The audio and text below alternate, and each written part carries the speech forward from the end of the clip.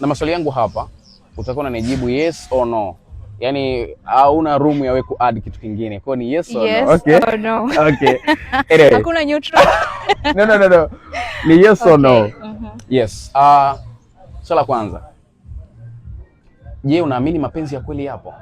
Yes. Okay.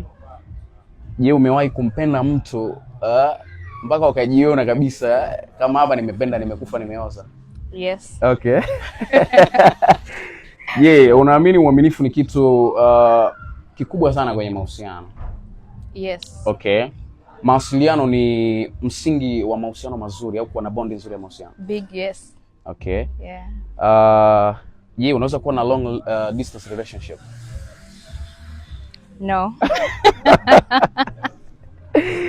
Okay. Ukimpenda mtu una wivu? Yeah. Okay.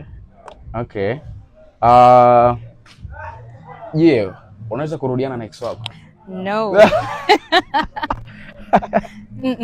Anyway, hapa tutarudi baadaye, utaniambia why. Anyway. Umeniambia hakuna maelezo. Baadaye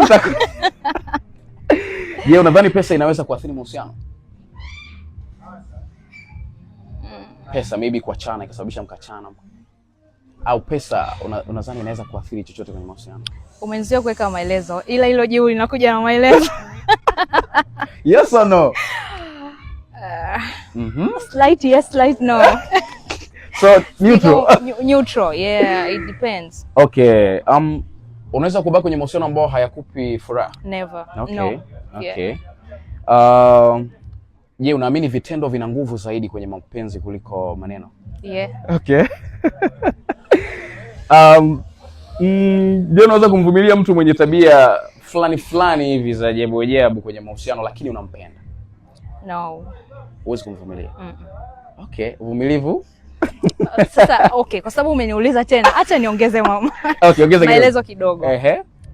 No one is perfect. Okay. Lakini kunaweza kuwa kuna tabia fulani ambazo ninaweza kuzivumilia. Okay. Hizo nitakaa ni minor. Okay. Lakini kuna tabia ambazo hazivumiliki kulingana na mimi. I'll never tolerate that. Okay. Yeah. So it depends ni vitu gani au vitabia gani. Okay.